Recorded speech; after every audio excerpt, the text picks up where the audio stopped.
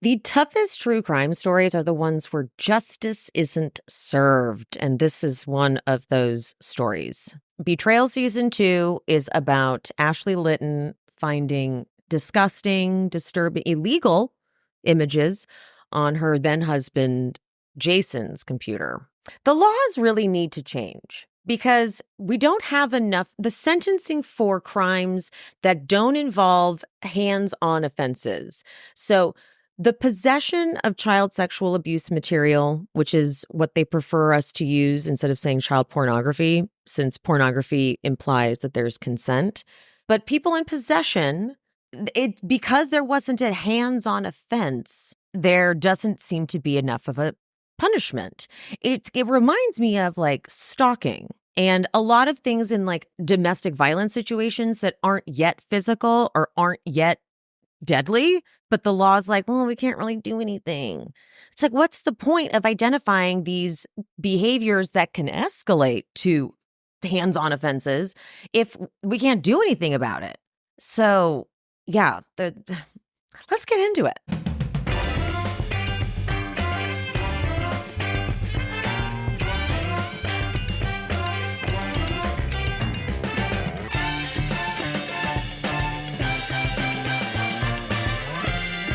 So Ashley Litton, she has 2 children from her first husband. I believe they were married. They got pregnant really young, right out of high school, and he starts using drugs. This guy's name is Matt. She was going to leave him, but then she got pregnant with her second child and was like, "Okay, I'll stay." And then it just got worse, so she eventually leaves.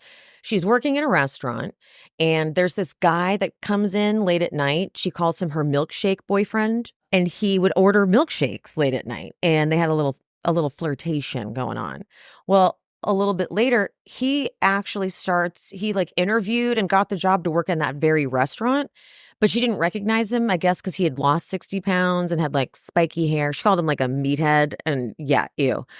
But she was like not interested. He followed her around, basically kind of. Oh, he didn't follow her. Okay, this is what got her to say yes to a date, which is my first red flag. Okay. He said he wanted to be a singer, and she was like, "Okay, sing something for me." And he did, and she said it was so good. She was like, "All right, we can go on a date." This man had to have been so good, because for me, anyone singing, like, where they're really not supposed to be singing, like, let's say if we're out and someone's like, "Oh my god, sing us something." Not to me, but to anyone else. I'm like, "No, don't make them do that. That's so uncomfortable."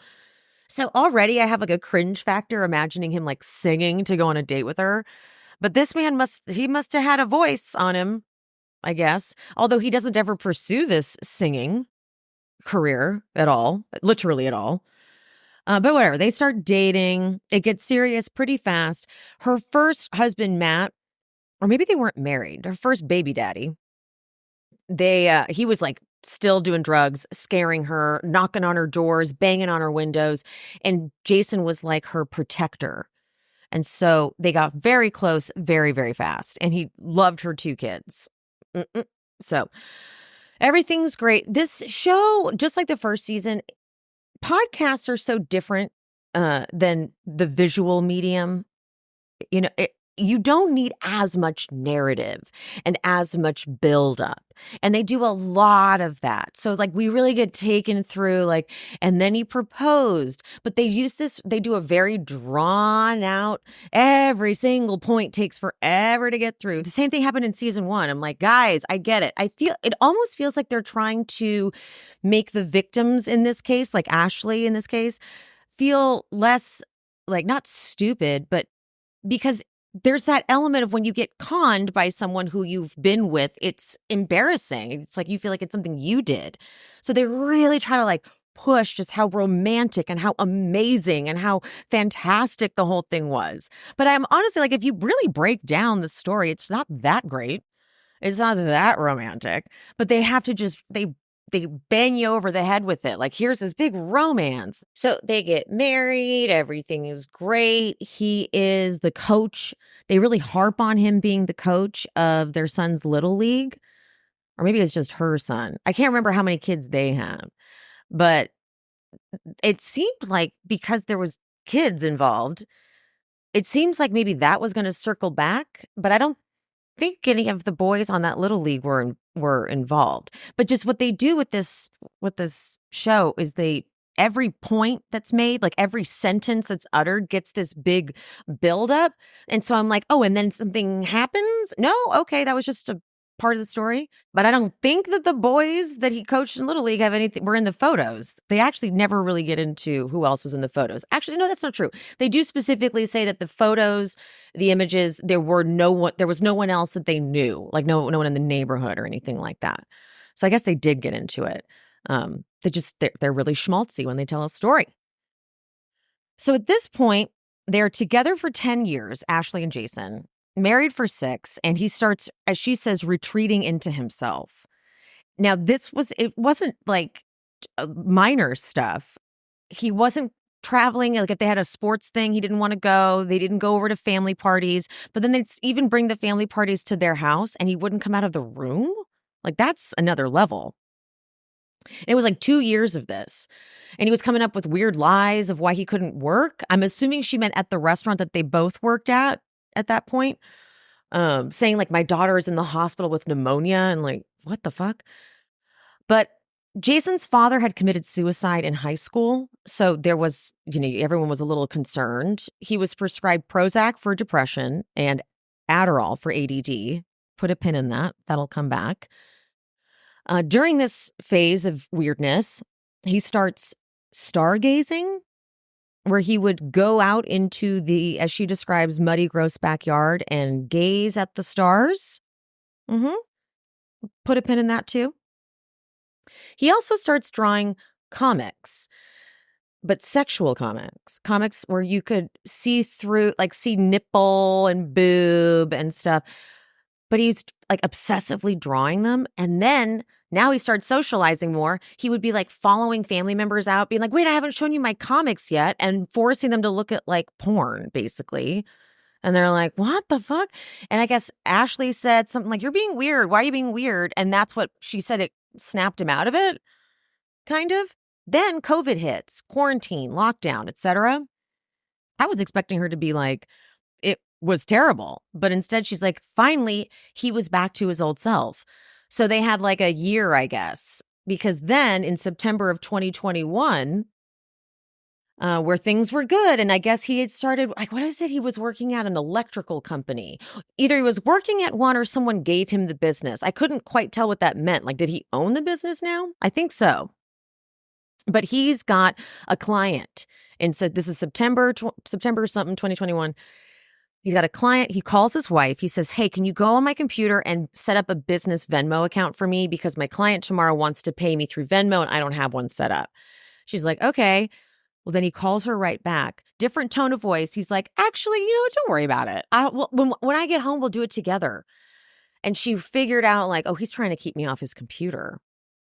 So she goes on the computer and she finds a secret folder. And in it has child sexual abuse material. When they ask her to describe the contents of the material, she can't, like, you see her whole face just gets red, like she's going to pass out. So she can't even describe it. So we never get a description of it. I guess if we looked at like the police report, we could find it. But she took a few pictures from her phone of the computer just to like have them. So she's literally run out of the house, hair in a towel. She calls her sister.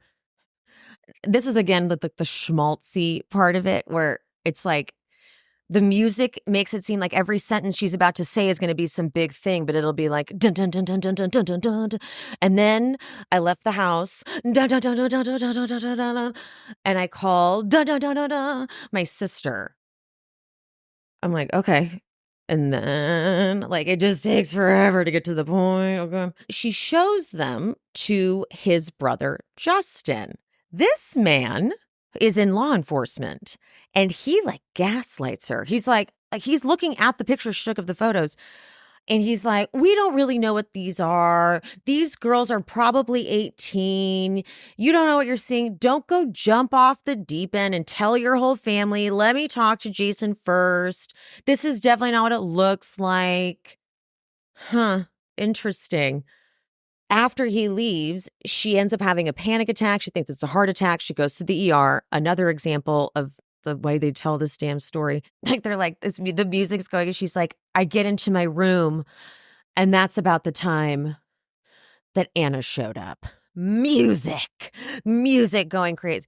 Literally, all that happens is that they hug and cry, and they're like, I hope you're okay. That's it.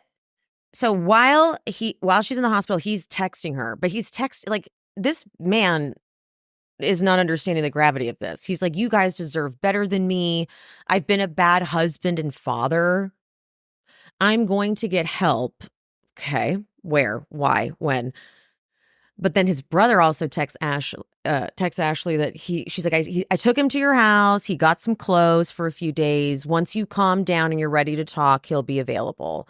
She's like, no, this is a fucking crime. And so an officer who was informed in the hospital was told that there was a domestic issue. And so he goes and checks on her, but they're like, unfortunately, no, we have to report a crime. So she goes down to the interrogation police station thing, and the detective breaks the news to her that in addition to the child sexual abuse material that she saw, there were videos of her daughter.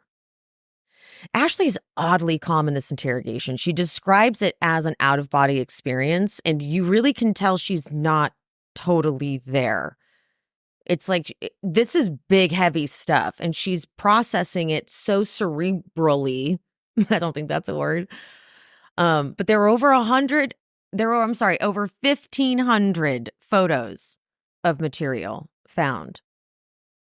And one of the videos of the daughter is, and it's even sadder because the officer describes it, and Ashley's in it. He's like, you're doing something in the garden, and he goes inside and says to Avaya, come check out what the cat's doing. And when she leans over, he's got the camera up her shirt. You can see her breasts.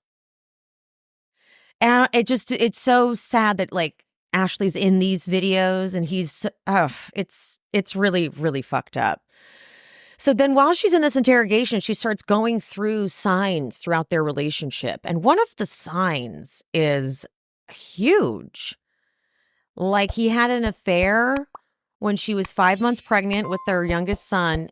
He had left to pick up Avaya from dance class, but he left his phone, and she sees a text that says, I can't wait to see you tonight. And she goes, I know who this girl is. And she was barely 18, and Jason was 32 or 33. But Jason swore it was an emotional affair, just an emotional affair, nothing sexual. And she goes, I just don't think I had the mental capacity to have 2 kids and a new baby and a full-time job and deal with it.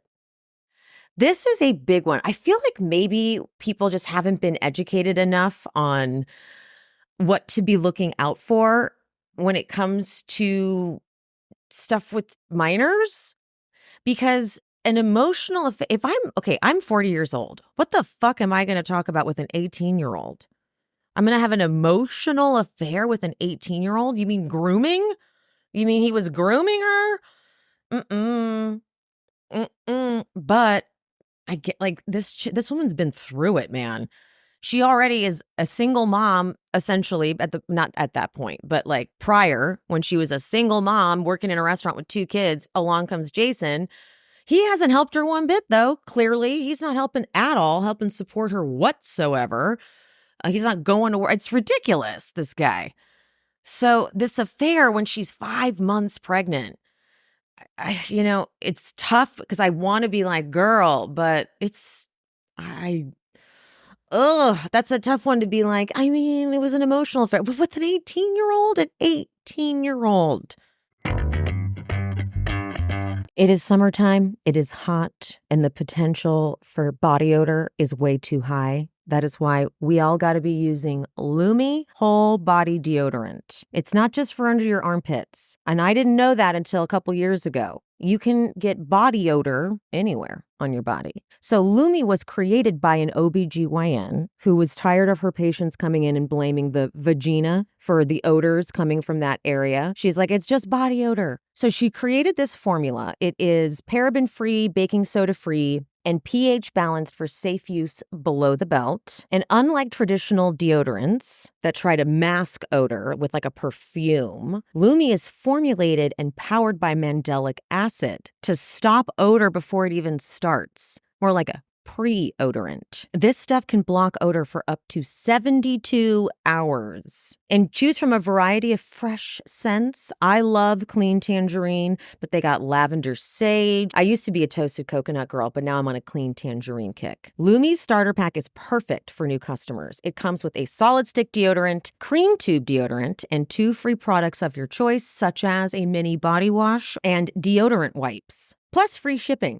As a special offer for listeners, new customers get 15% off all Lumi products with our exclusive code. And if you combine the 15% with the already discounted starter pack, that equals over 40% off the starter pack. Use code SheSpeaks for 15% off your first purchase at LumiDeodorant.com. That's code SheSpeaks at LumiDeodorant.com. We are cat girlies here at She's Speaking. Sometimes you've even seen the cats in some of the episodes. So I make no qualms about being a cat woman. But the worst part is easily the litter box. I was torturing myself with clumping litter for the longest time until Pretty Litter came along. I just didn't believe the ads about it. I'm like, it's litter. It's going to be gross, period. But let me just explain. They make the crystals absorb the liquid. So all you have to scoop out is the solid, which is not that hard. And then you just stir up the crystals and freshen it up again. And that lasts you for like a month. And then you just change the whole thing and start fresh and start new. Nothing beats Pretty Litter's ability to trap odor. It's ultra absorbent, but the best part, lightweight, low dust, and it's just 1 6-pound bag that works for up to a month. And actually, wait, the best part is this. Pretty Litter changes colors to indicate early signs of potential illness in your cat, like a urinary tract infection or kidney issues. That actually is the best part. But you know what? If that wasn't enough, Pretty Litter ships free right to my door. I never run out. I don't have huge kitty litter bags taking up space. I don't have to lug those tubs from a store to my car into my house. Pretty Litter's amazing. You have to try it. Go to prettylitter.com/shespeaks to save 20% on your first order and get a free cat toy. That's prettylitter.com/shespeaks to save 20% on your first order and get a free cat toy. prettylitter.com/shespeaks. Terms and conditions apply. See site for details. We are introduced to Jessica Baum, who is a psychotherapist, and her Ashley's psychotherapist. And she really justifies this. She's like, once you're hooked into a relationship that's been really good for years and years and something bad comes up, you're less likely to really address them. Sure. But she was pregnant with their kid. I don't know. In Ashley's interview with the detectives, she tells the detective that they haven't really had sex at all, maybe 5 times in the last 2.5 years. She always thought it was her not being like sexy enough. But then she does say she knew about him consuming pornography, almost an addiction. Ew, ew, ew. And she said he would masturbate at weird times. Like she'd catch him in their living room or the office and she'd be like, our family's here. What are you doing? Then there was another time where he was in bed with their daughter, or their daughter was sleeping with them in bed, rather. And he was on the floor next to the bed masturbating. And she happened to look over. She saw the screen from the phone and looked over and she was like, what the fuck did I just see? Really, let's take that in. Go to the bathroom. Ugh. Ick. The fact that the daughter was in the bed, it's just really, The daughter was in the bed. Like, the daughter could have rolled over and seen it. Yeah.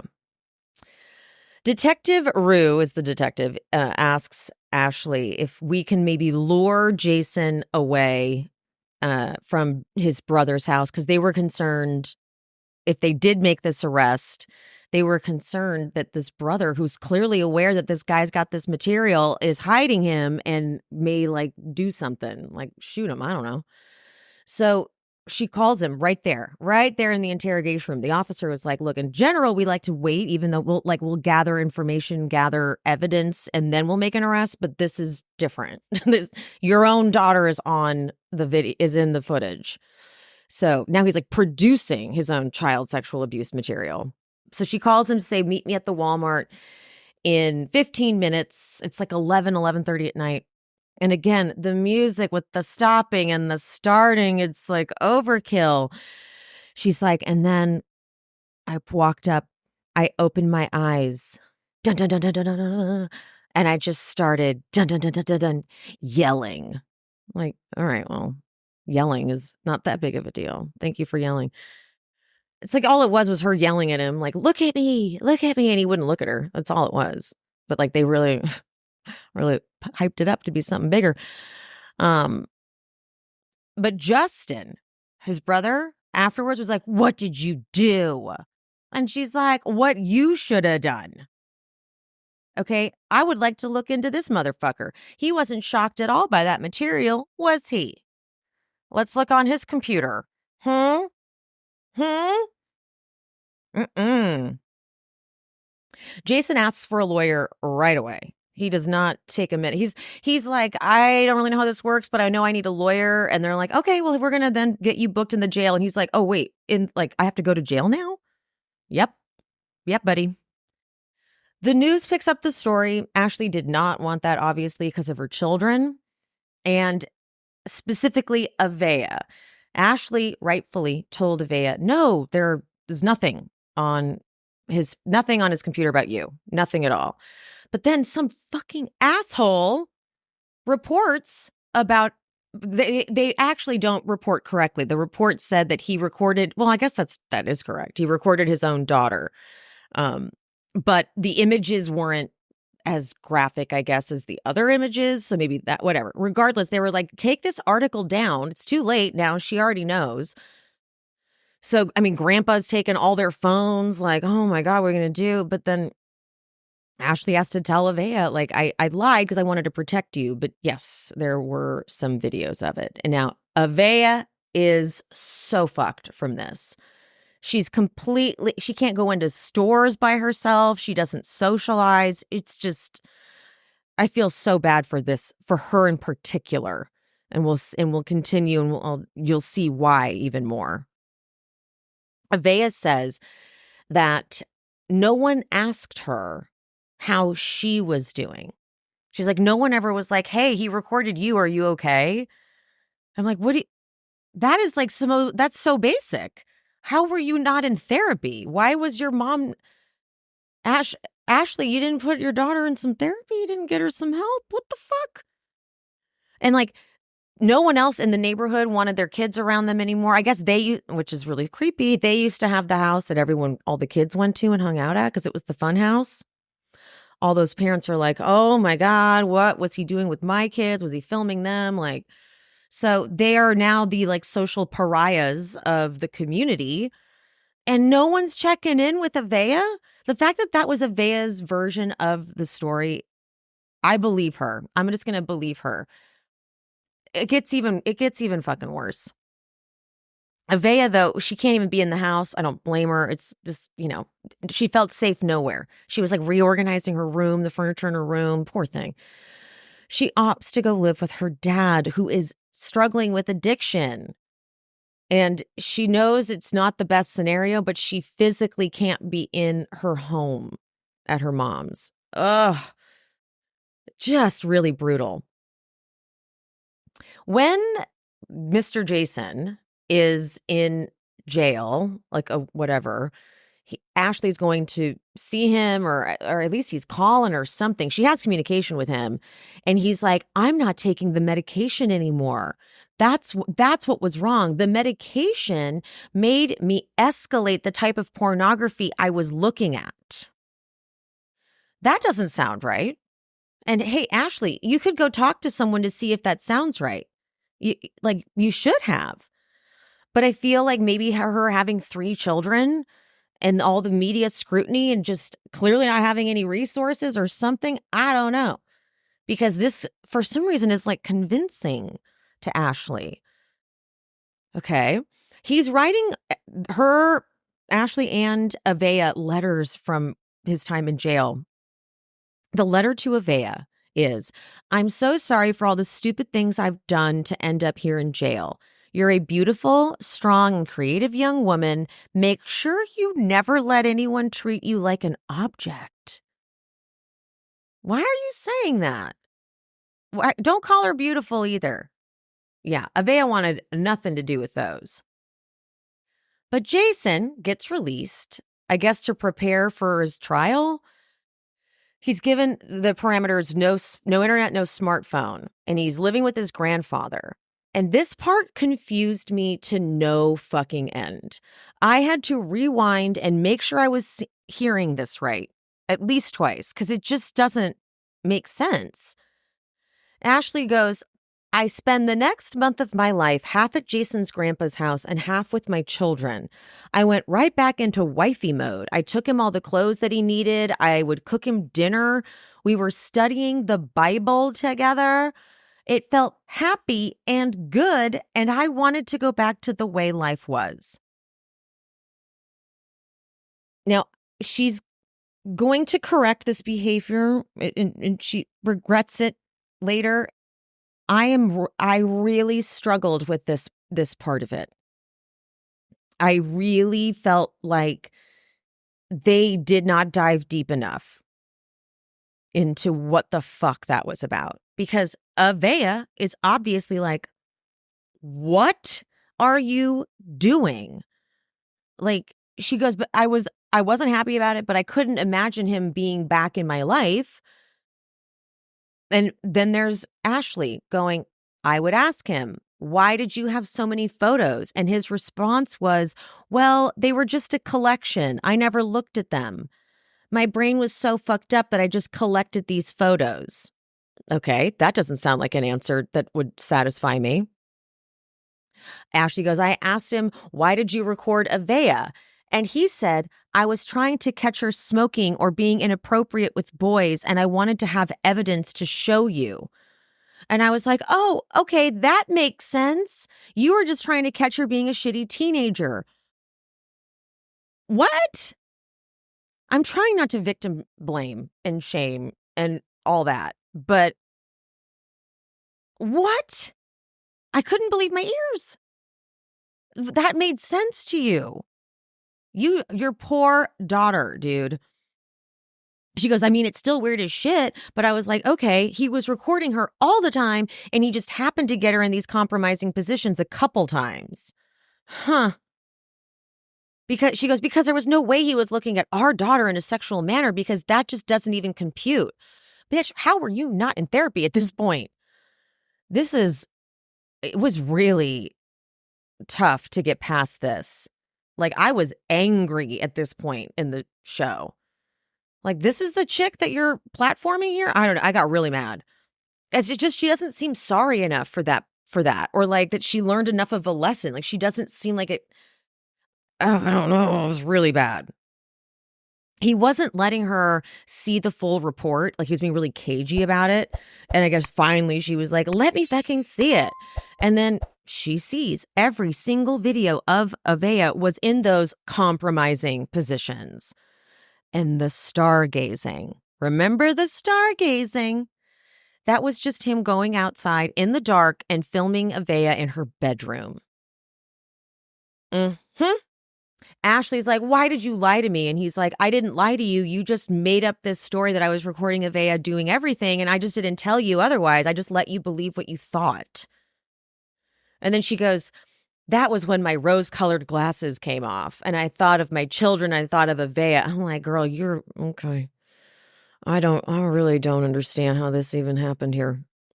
And also, what were you going back to? This like fantasy in your head was really truly a fantasy because he was fucking weird even before this.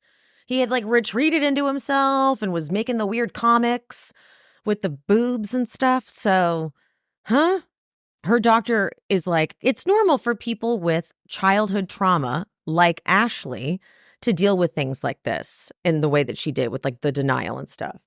But they don't get into what that childhood trauma was. They never talk about what unless I missed it. But I was like, are you just going to say she has childhood trauma but not address what it is? Maybe she didn't want to talk about it. But that would have been we could have used that instead of all the long drawn out explanations of things that weren't even important. Like I could have used a little further background because you guys are talking about this like it's not crazy. It's crazy. Okay? Studying the Bible with this man. Are we okay? I'm really trying not to victim shame, but I'm like on Avaya's behalf. I'm so mad. I think that's what it is. Like I just feel so fucking bad for Avaya. She was so screwed up from it. And you're spending half your time with her and half your time with him? What? Oh, sorry. I gotta stop. Chill, Emily. Take it down. I'm sure this is very common. The prosecutors, these fucking guys, at first it seemed very promising. They felt like the fact that he recorded Avaya and produced his own child sexual abuse material, that it would eventually escalate to hands-on offenses. However, a deal had been made. Originally, he was charged with 10 counts of sexual exploitation of a minor and 2 counts of voyeurism. But then 2 of the prosecutors struck up a deal where he would only have to plead guilty to 2 counts of sexual exploitation of a minor and 1 count of voyeurism. So they did go speak in court. Avaya faced a big fear, major fear. She's in a big sweatshirt and sweatpants because she's like, I didn't want him to see my shape. I didn't want him to look at me. And she's like, when I was walking up, I saw him whimpering and crying and freaking out.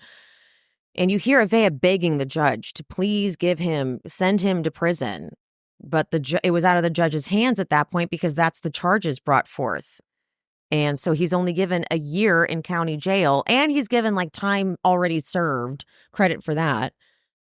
Sick.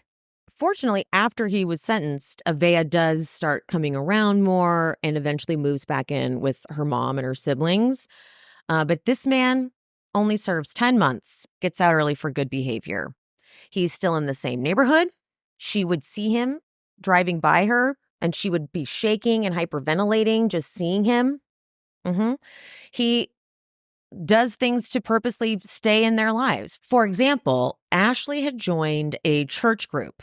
And Jason started going to the same one, not at the same time, but in the same church. And I guess at one of the sessions, they read a letter that he wrote to Ashley while he was in jail out loud in front of everybody. He was talking about how he was a changed man who found God. Now Ashley, though, has to get divorced. And this is where it gets even more fucked. Under the law, he's still entitled to half of their assets, all of them, like the car that they got for Ashley or that Ashley got for Avaya, the home. She's at risk of having to actually sell the house so that she can pay him his half of the equity. He was granted supervised visits with the youngest daughter. And the reunification laws in Utah tell courts that they have to create a plan to allow a parent to transition off of supervised visits to unsupervised visits. So after 3 months of treatment, he's cured enough that he can be around the kids again. So in a couple more months, he's going to get unsupervised visits? Do we not? He committed crimes against children. So being around the children. And this is so depressing. Because Ashley has to talk to her daughter, her 10-year-old daughter, and say things like, if something feels weird, it probably is. So let me know. Her 10-year-old daughter's asking her, am I dressed appropriately to go see my dad? Yeah. Sick for her. She has to hand over. Oh, God. I'm telling you, the laws, they need to fucking change, man. He was approved for a smartphone too, and he's still in his like sex offender treatment. I would love to believe that these people can change, but unfortunately, I don't know. I don't know. I think there's a chemical issue because I couldn't even look at like it would, you know what I mean? People who don't have, it's a thing. It's a thing. So now he's just out. Avaya's doing so much better though. Avaya, the podcast coming out actually helped Avaya a lot because it gave both Ashley and Avaya control of the story. It became their story. They are survivors. So Avaya's doing so much better. She made a bunch of new friends. We love that for her. She's also gorgeous, by the way, like truly stunning. So we're very, very happy to hear that she's doing better. But this has been a really fucked up road. Overall, I give the Betrayal season 2 a C. It could have been one episode, honestly. It didn't need to be dragged out the way it was. It could have been one episode. But yeah, that wraps us up for today, folks. I hope you guys are doing okay. Hope you're doing well. Love you. Mean it. Don't forget to get show tickets for the live show, either in person or streaming. Okay, bye. Thanks for tuning in to She's Speaking with Emily Hanks. This show is produced, hosted, and edited by me, Emily, and brought to you in partnership with Cloud 10 Media. If you are looking for bonus content, check out the Patreon. The link is in the description. To show some support, you can hit that subscribe button and turn on notifications so you never miss an episode. Another free way to support the pod, please rate and/or review on whatever platform you listen. It's free, and it helps the algorithm or something. You could also head to buymeacoffee.com/shespeaks and buy me a coffee or two. Make sure you're following me on all social medias. I am She's Speaking with Emily Hanks across all platforms: Threads, TikTok, Instagram, Facebook. That's it. Thank you guys. See you soon.